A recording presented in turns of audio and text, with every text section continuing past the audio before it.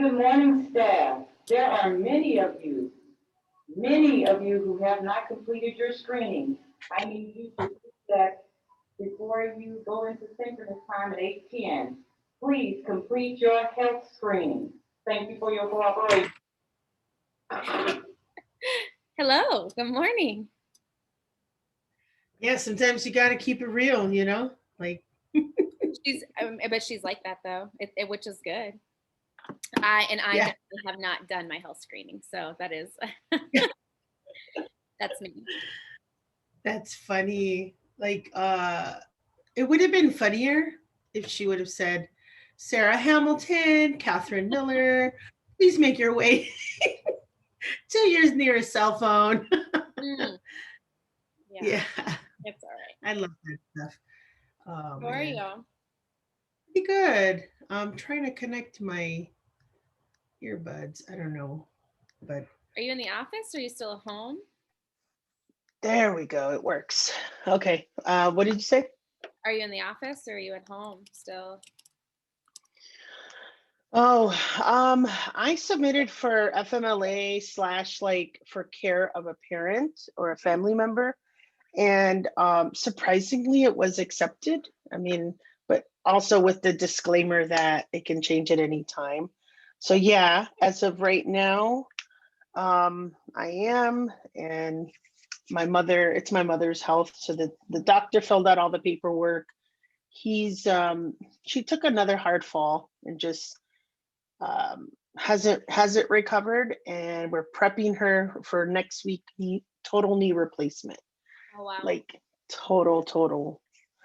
And I don't know, it's just it's crazy. So I am in my office. There's better lighting because of the sun, and I used to be in the basement all winter. I don't know how I did that. Sometimes we but subconsciously hibernate, I think. I'm grabbing my earbuds. Yeah, it was really comfortable. It was really comfortable in the basement, meaning like I had a coffee maker, I had a water, like little kitchen there. I have like a ball I could bounce on just to kind of de-stress, or go from one meeting to another, like things like that. And so, but here I'm literally 2 feet from my mother's bedroom. So if there's a need, she can shout my name and things like that. Well, I hope she recovers well. I know that's stressful. Same here. Thank you. Yeah. I'm gonna shut my door real quick. It's like 76 degrees in here. So it's warm. It is, and then there are no bodies in there. Imagine when there's some bodies. That's what I hate about being in my classroom. But yeah, I feel okay about kids coming back. I do feel unprepared, like just as like the logistics and procedures. Like I'm like nervous. Like, are we gonna go? Am I gonna follow the schedule right? Because it's so like structured, and am I gonna? How are my Zoom kids gonna be? And I'm like very apprehensive about it all. I can understand. I don't know what I would be doing. I mean, I know in my role right now, it seems like different buildings have different plans. Is that right? Like a re-entry plan that's in place, that's written out, articulated, like here's the procedures for this. And then there's some buildings that have zero, or let's just say as of yesterday, they had nothing. Maybe today they have something, right? And maybe today they have some PL around it. Who knows? But yeah, we have a plan. Good. It's just a lot of information to take in. I feel like there was not a lot of teacher input, and so I'm frustrated that I feel like my voice wasn't heard. Because they're doing FA all day tomorrow, which I don't. Oh, for the kids and the teachers to probably reconnect or whatever. Yeah. I struggle with it though, because it's 5 hours, and Ooh. Yeah. just FA. So what are my Zoom kids gonna, that's a struggle. And it's a little anticlimactic because I was so excited to see some students. And now my students, like I have one of my students in my FA, one. So now I don't even get to like, the first day back, and I'm gonna probably not see many of my students. So Yeah. but we'll be all right. So well, thanks for joining me for this. So No this problem. is for my master's. This probably won't take very long. I mean, I'll be honest. I was given 5 topics, around education, and the instructions were as long as you can hit points X, Y, and Z, then you, present the information how you want. So I have decided to have these, conversations with different people, and some of them are one-on-one. There's a couple that are one-on-one, and some of them are bigger, just depending on the topic. Okay. And this one is curriculum and instruction. And I told Dr. Meidel is the professor, the teacher, and I said, I don't know that I know enough about curriculum and instruction. And I've used a book, and I don't think that book is the most amazing curriculum and instruction, for our kids. And she said, don't discount that, because you thinking that that's not maybe the best curriculum means you know something about it. And I was like, oh, okay. Like it was like a light bulb moment. So ever since she said that, I've been like, okay, let me open my mind a little bit more. But this one is maybe I'm maybe just not as confident in, I'll put it that way. So interested to hear your perspective. So I'm not going to have these notes up the whole time, but I'll just show you my notes, and they're literally my notes. So it's, it's not pretty. But what I really need to do are going to be these points. So I need to clearly articulate my perspective on the characteristics of high quality curriculum. I need to articulate my perspective on characteristics of high quality instruction, and the material needs to be anchored in my subject area. So obviously we would talk about Spanish world languages in general, really. So those are like the 3 points I need to hit. What was the third one? Oh, material. Anchored in your subject area. Okay.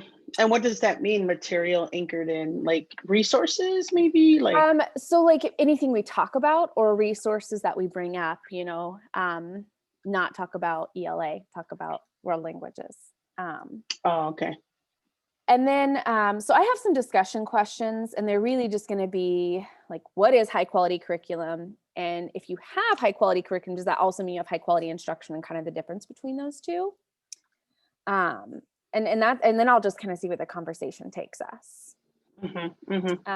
So that's kind of our conversation. It's already recording, and I have to put this as part of requirement on a social platform. So we could have made a website or a Canvas course. I've decided to do these conversations recorded with people. So this will go on my YouTube channel.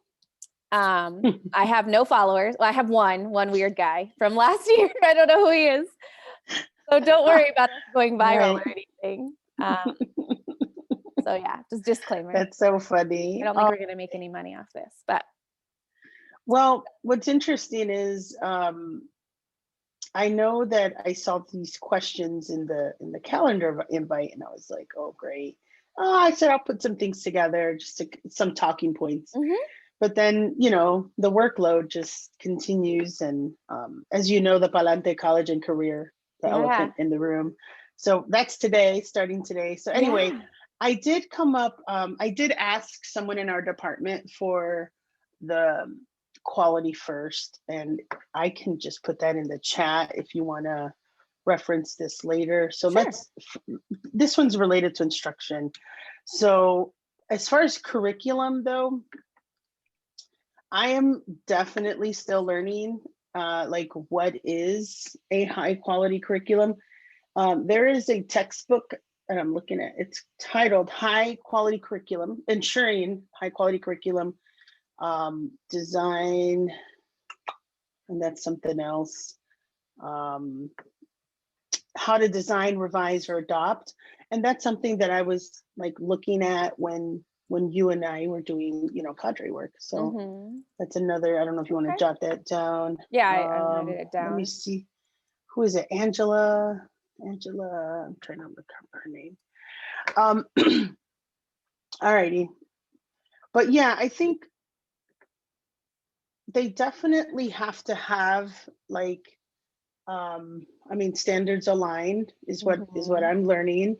And it doesn't mean that you know, lower or raise the standard. It's just like, this is the standard and this is what you use to Right. guide finding curriculum. And so I know that there is a lot of stuff out there, especially in this digital A world, lot of right? stuff. Like, Yes, it's a good way to put it. well, kids really like this, and research says this, Mhm. and then there's us, right, in KCK trying to figure out what is best for our students, um, and really finding that like material that students can engage with. So oftentimes I think it's not about lowering or changing the standard, it's about changing or adapting the, you know, whether they're units, I'm sorry, unit You're okay. themes, Yeah. like how you're going to, you know, teach it even, right? Like, Yeah. I mean, that comes with instruction. Yeah. Um, but yeah, I think a lot of the characteristics also, um, it comes to, you know, the R word, right? That rigor. And so, and I would also say, like, when we're looking for this curriculum, I would use a lot of those criteria that is in our rubric, which I'm trying to Yep. open. And so if you notice, that first thing is, I'm working off my personal laptop too, because I couldn't get this background on our work laptop. So I don't have like my Google Drive readily accessible. Not So I all the same. apologize if I'm like You're okay. looking over this way. Yeah, I have two But screens yeah, too. um, but yeah, in our rubric, it states that first thing was the standards, and then the second pieces or the rest, I think, were like strategies. Like, does it offer a variety of approaches for students, right, to engage and demonstrate that they understand what It's is being funny. taught? It's funny that you use those phrases, you know, because same in preparing for the conversation. I'm like, here's what I think, here's some of the words I used about, high quality curriculum has those clear and achievable goals, challenges students to learn the Mhm. material, but also flexible enough so that you reach each student like where they're at with their needs to reach the same standard. So I Yes. feel better now that I'm hearing you say those things. Yes, I Um, mean, that's it right there in a nutshell, really. Um, and Spanish curriculum is interesting. So, and I know you learned Spanish different than I learned Spanish, but mhm, when I learned Spanish, it was that, that grammar focus, versus I right. see this shift now that I'm a Spanish teacher of this, this immersion, this comprehensible input. And I feel like there's Mhm. like this unspoken debate about that balance and what's the right thing to do. And I think curriculum plays a huge role in that. And like, how do we flow? How do we connect? How do we make this applicable to real life? And I think those types of things would make it high quality. I And mean, how do we know students are learning the standard? So yeah, that ties into like assessing them, right? So how do you assess? And then you go into this whole nother like drop down window of, you know, informally, mhm, yeah, informal, formal, and then which I got a lot more out of informal. It lowered anxiety, like you wouldn't believe, especially in my level 1 courses, because they were really mhm. nervous. Um, Yeah. If you tell them, but oh, you're going to have a speaking test, it's way different than having a speaking activity in class, more informal. It right. changes the tone for Yes, sure. and it's really like I want to know how you're doing. Like I Hmm. want to know how, you know, um, and I'll speak on that when I talk about instruction in a second. But I also want to make sure, because I'm looking for my rubric still and I can't find it. But I remember we had like culturally relevant, right? Age Hmm. appropriate, like Hmm. as you're designing curriculum. And this is why your textbook, Realidades, that we're using, um, it it's okay for for the time we used, right? Like that's what we had, but it wasn't okay for like an 8th grade level. Right. Like it's not necessarily age appropriate, and 8th graders take Spanish 1. in our district. And then on top of that, it had, like when you talk about relevance, right? It was outdated. I think they still had like, you know, the mouse block phone. with the cord, Yeah. the block phone, compacto DVD, like disquetas, like the little Oh, floppy disquetes is a disks. word in our current, realidades curriculum. Disquetes is a word. And I think in some of the videos that I show, they are old school. And a piece of it is kind of funny because it creates some conversation with the kids, but at the same time, it's really isn't relevant. And finding those resources on your own can sometimes be hard, but Oh my Lord. Yes. I mean, we spend tons of not only hours, but money. I mean, I'll admit this, I had a $5,000 PayPal credit card balance when I started teaching. oh wow. And I pretty much racked it up in just all education stuff, like teachers pay teachers curriculum. I used some realidades stuff, but I needed more. I needed more ideas, more activities. So I got bundles. Like, how do I present realidades to them where it's not like flip through the pages? And there are people in Teachers Pay Teachers and out there that created like games such as spoons or conversation task cards, like, and I was like, you know what? This isn't so bad because we're using this as a resource. And now I'm bringing in activities that are gonna enrich and kind of like nurture, right?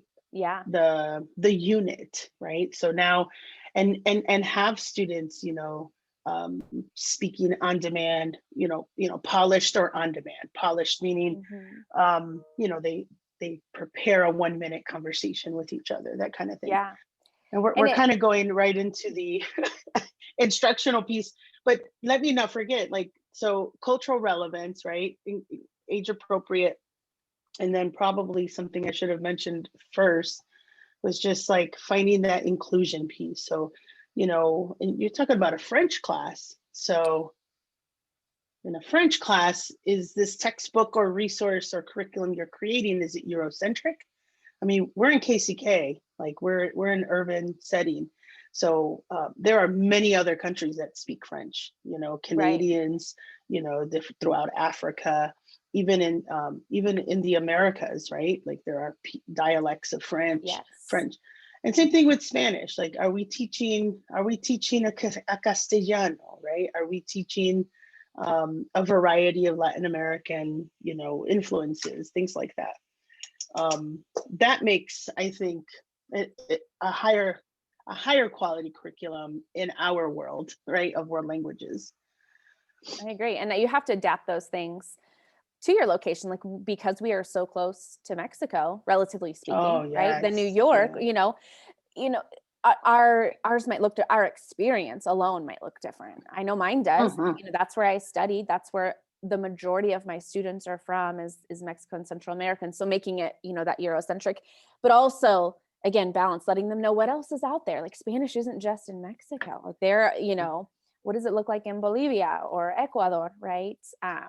And those are awesome conversations to have with young people. Like, and you can make it very inclusive by saying like, hey, in our situation, I mean, I know at the high school I taught at for 9 years, every year I had students that spoke Spanish in my level 1 courses. And so, as frustrating as it was for me, as much as I knew in my heart it's not a best practice. We have heritage speakers courses for that purpose. Right. I never let the kid. I did my best, let's say. Right. Maybe someone's gonna come across the video and be like, "No, Perez, you were mean."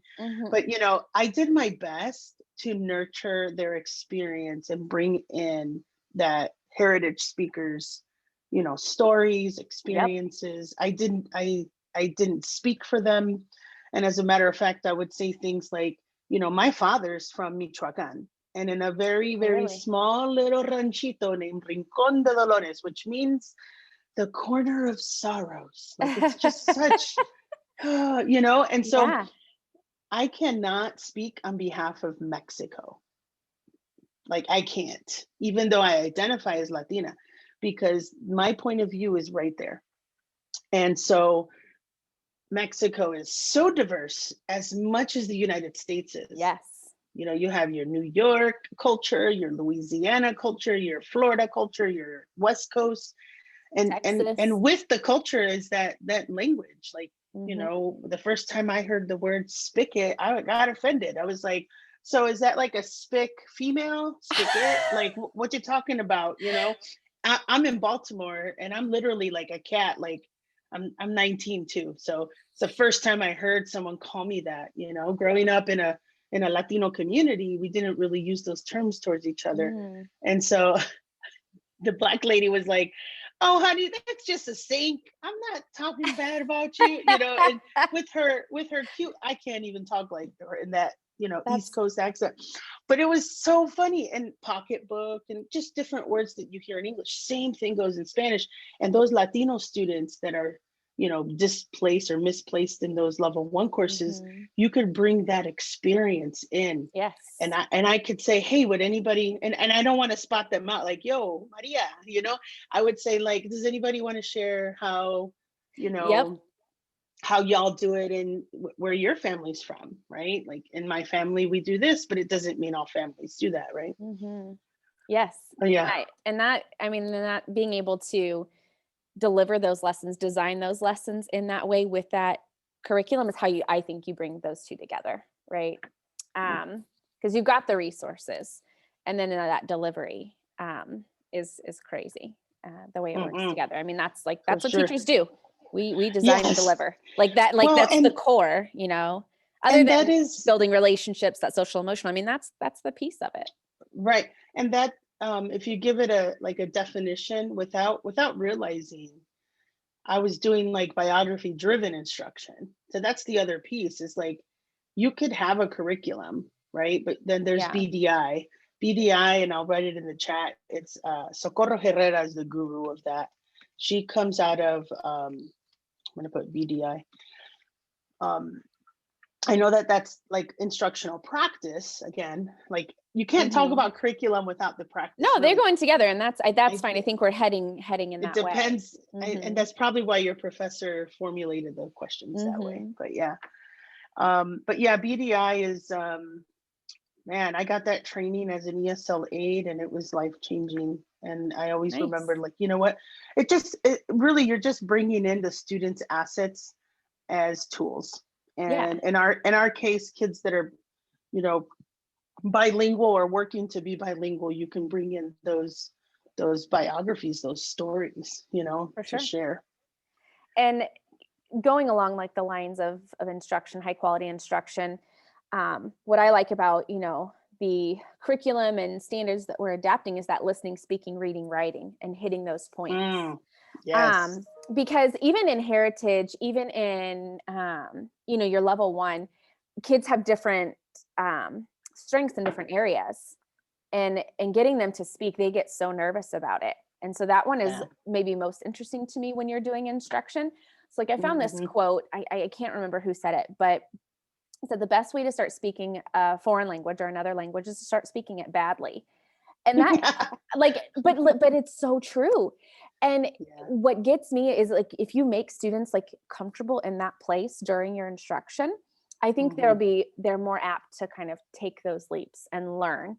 Because if you think about it, we want them to know all the grammar things, right? We want them to know that the subject and noun agreement and genders and the right? But when you think about somebody who doesn't speak English well, you can still understand them. You know what they mean. You're not sitting there correcting their grammar when you're just trying to Absolutely. communicate. Mhm. And that has been a change I have tried to do in my instruction this year, because I'm like, it's okay. Yes, maybe I might say, you know what, you pronounce it like this, or actually, you know, you switch the words around, but I understood you. That's the point. So if you're going to Mhm. take this into real life, which is, you know, where we want that curriculum to adapt to. Right. And so I say that all the time. I'm like, it's okay. The best way to start speaking it badly, the best way to start speaking a language is to speak it badly. Go ahead. Yes. Somebody will tell you if you're wrong. And that has been interesting to me and That's impactful. a good eye opener. You know, what's interesting is as you mentioned, I have a different experience learning. And for me, um, whenever I would hear my students mispronounce words, like I would giggle on the inside and it made me feel really good. I was like, they're trying, like Yeah. literally almost like in happy tears. And so there came a year where I had a class that was just really not willing to take that risk, like at all. And I just like outright like said, yo, use your English skills to read the words.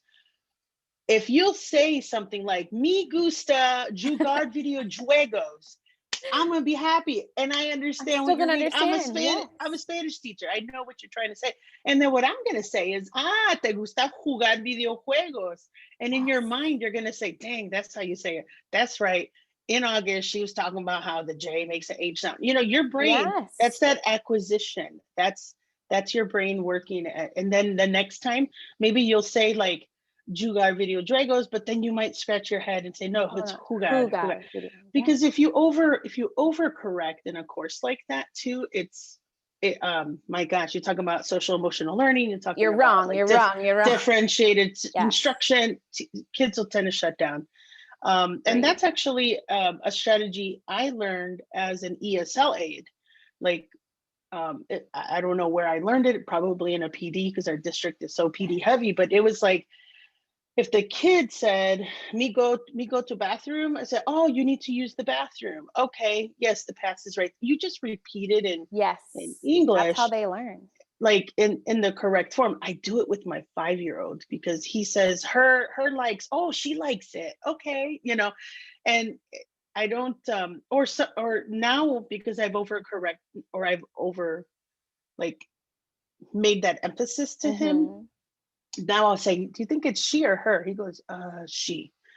Again, that even though he's, 5, like they're developing in that language too. So, and all of that learning is happening formatively, right? It's not that summative assessment, it's not a test, and that's where it's happening. And if you can take that curriculum you have and put that instruction there, make them comfortable with those mistakes, speak it badly, but I understand you, and right. Be that be that kind of, what do they call it? Like a warm demander, like firm, but warm, like you're gonna get them learning. And that's, well, that's what we want. And Kim Petoskey is one of my yeah, I've heard you mention her name before. One of my favorite people that like write about this. She's written, I don't know, like a dozen books on this. And one thing that stood out to me in one of her talks was, in an L2 course, we tend to push like a prestige agenda, right? Like this is the proper way, meaning you're already alluding that you don't speak proper anything, right? Whether we're teaching an L2 course or a heritage course.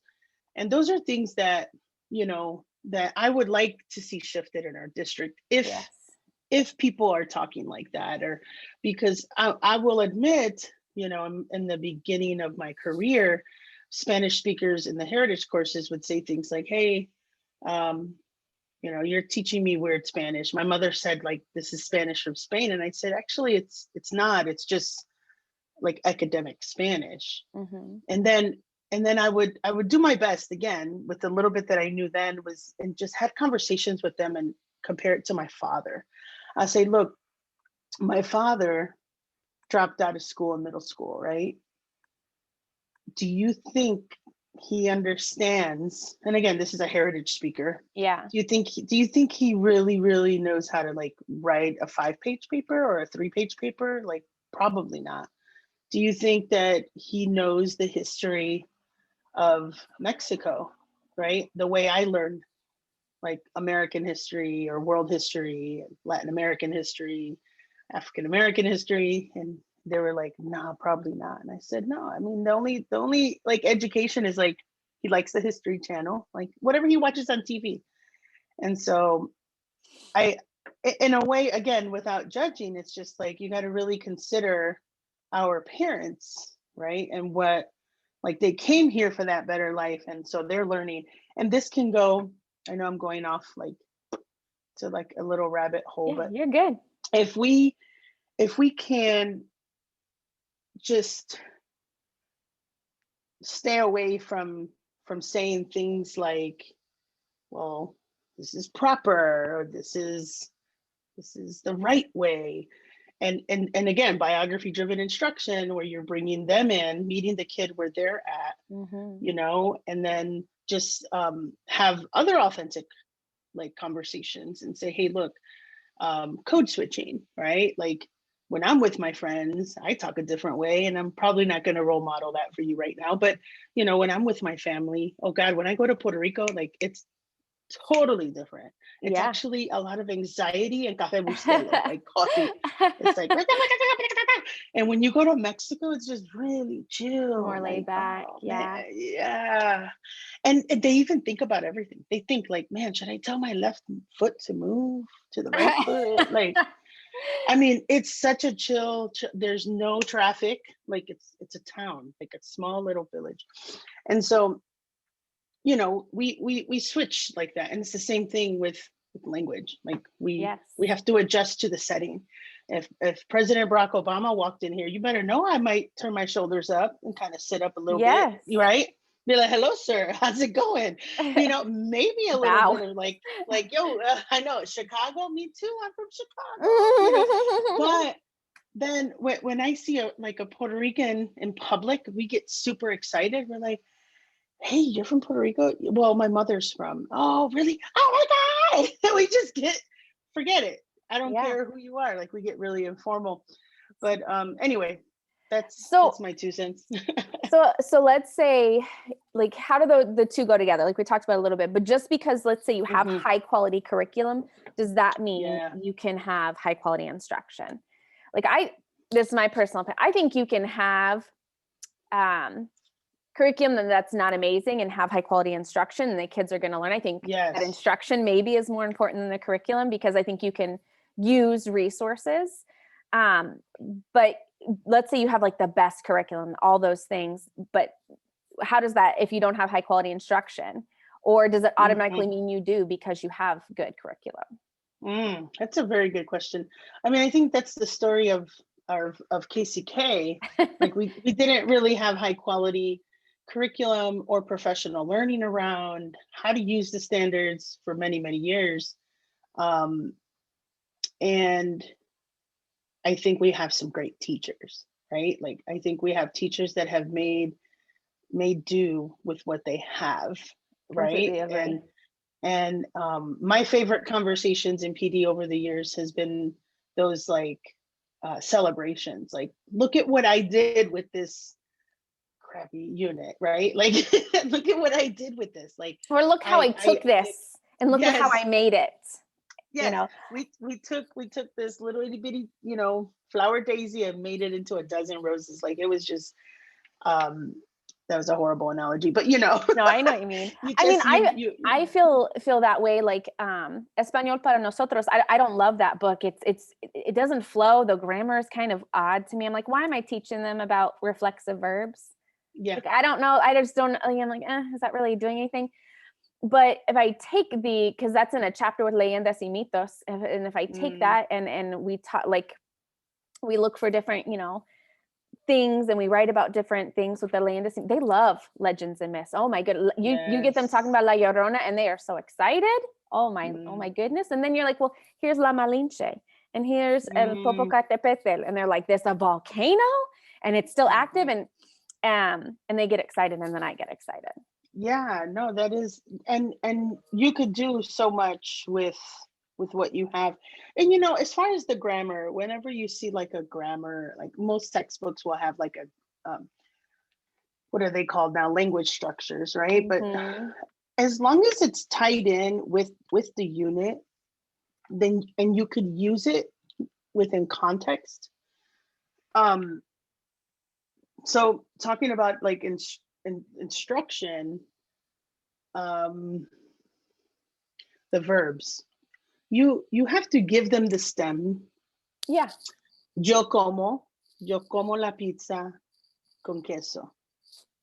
I used to always say A mí me gusta mucho la pizza con piña because kids hate pineapple on pizza. Some do, some don't. And we would just have a big argument. Es mejor, es delicioso. They're like, qué asco. Like, you know, we'd use those words. And I love so you pineapple on have, pizza I love it too. And then you with have like, jalapeno. you say yo como, and again, to be able to communicate about myself and others. So now, yo como piña, o yo como pizza con piña, pero Sara prefiere comer pizza con pepperoni or whatever, right? Or salchichas. And so you give them that stem.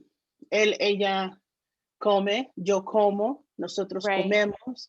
And maybe stick to those three as a level 1, unit 1.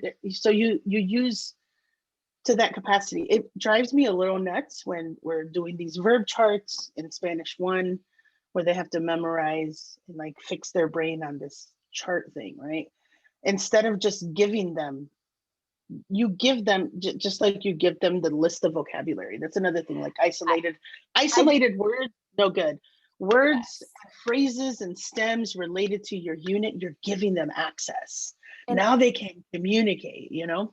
And I tried that with well, as a review for Spanish too, because we didn't get to conjugation really last year. So I just put like, no, I'm kidding. but I put like yo bailo, yo hablo, yo pinto, like, right? I just put all these verbs and I'm like, you guys know what yo means.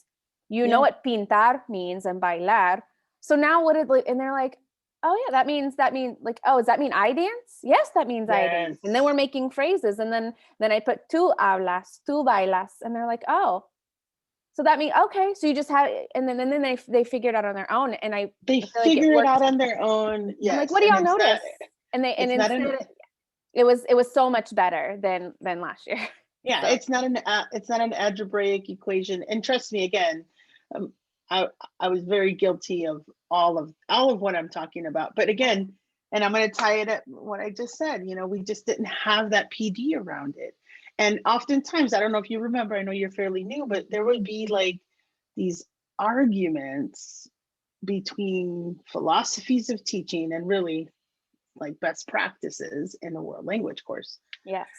So, and I would probably add that, you know, when we're in these programs, I was also a Pitt State graduate, you know, I liked my professors and I enjoyed all the classes. I learned a lot. However, they didn't specialize in world languages. So oftentimes when I turned in my teacher work sample, they'd be like, oh, you got the standard, check. You got this, check. But were they really able to give me the feedback I needed to know how to teach Spanish, to know how to teach it as an L2, and to know how to teach it as a language arts? Like, no, that support's not there. Where do you get that support? You got to supplement it. Either you join webinars, you join summer institutes, and I'm still in this role. I mean, you know, I was in Kim Potowski's class all last semester. Yeah. And actually, she's our speaker for today. I don't know if you noticed that. Yeah, she's our speaker at 2:30.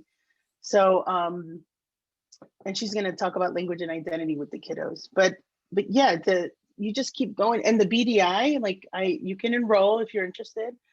But BDI with Socorro Herrera is every other Tuesday through the state, like Kansas State Department of Education. And I just sit there and, you know, you could listen in or you could actively participate. That's what's great about going remote now, right? Yeah.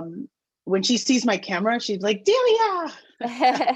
And I'm like, dang it, you know, she caught me off guard one time. But anyway, the point is that we've had to supplement it. And this year, I mean, I've only seen y'all 4 times. So, but yeah. Definitely. Looking at page 12, I don't know if you want to look at this but these are the characteristics of quality first teaching, right? So I'm just going to say some of them out loud. So highly focused lesson design with sharp objectives. So we use focus model of instruction, the Marzano, that bubble sheet that we always look at. And so, you know, you have your standard, we unpack it, we create these objectives or targets, right? And it's very focused, meaning like, how are you chunking that lesson? So, and that chunk and the unit design needs to flow in a progression, right? As best as best as possible, so that the students are seeing that you're going from point A to point B to point C. High demands of people involvement and engagement with their learning, high levels of interaction for all students, appropriate use of teacher questioning, modeling, and explaining, an emphasis on learning through dialogue. That's, see, like what you just modeled about how yo como, yo pinto, yo this. Well, if you know it's pintar, then what do you think this means? Just having them realize and go through that learning, that thinking, with regular opportunities for students to talk about both individually and in groups, an expectation that pupils will accept responsibility for their own learning and work independently. That piece right there, I mean, we can kind of touch on if you'd like, as I know this is a huge challenge. Like I hear from teachers often. And regular use of encouragement and authentic praise to engage and motivate pupils. Yes. And this is just like characteristics of quality first teaching. It's interesting that, you know, SEL is not in there, but I think you know, having a safe environment, that's part of you know, some good instructional strategies too. I mean, and they got to know you and build that relationship, but I think these are good things. The part about getting students to accept responsibility for their learning, I mean, it is struggle, it is hard, but I think the hard part about that, you have to be consistent. And it can't just be their Spanish teacher doing it, like their English teacher and their math teacher, like everybody has to do it in order for it to become more of a habit, and for them to do it. And I would push back a little bit on that. Like, yes, consistency is important, but I also think adaptability. So my favorite person, my favorite, let's say, like guru would be Tony Robbins. He just has a lot of good things. He says, you know, when you keep, well, or even Einstein, when you keep doing the same thing over and over, it's insanity. And so you could be consistent at something, but maybe you're consistently doing something where the kid, it's not reaching out to the kid. And so really it's stay consistent, but change your approach. So I would add that, like, okay, this isn't working. And sometimes, again, what's the evidence that's showing that the student can meet the standard? Is it really taking a 52 question test that Pearson gave you? Or is it having a conversation with him in the hallway? Like, yo, look, I know you haven't been in class in a while, but can we meet for 5 minutes? I'd like to show you some pictures, and I'd like for you to tell me with your best Spanish what you think is there. I'll give you some sentence starters and maybe a word bank to work from. Can you do that? And then that's an assessment. And I think you can do that with all students. And that's part of that high quality instruction, meeting them where they're at so that they meet that same standard in the high quality curriculum. Exactly. Yep, absolutely. Awesome. Well, I think that touches on what I needed. I feel like wholesome and ready. Like all these conversations have me just feeling like good about the work that we're doing, and like, you know, people willing to come together and talk about that. So I really appreciate your help. Any other last minute comments or? Well, if you need to have another conversation, I can recommend a couple people when we get off the call. If you need it.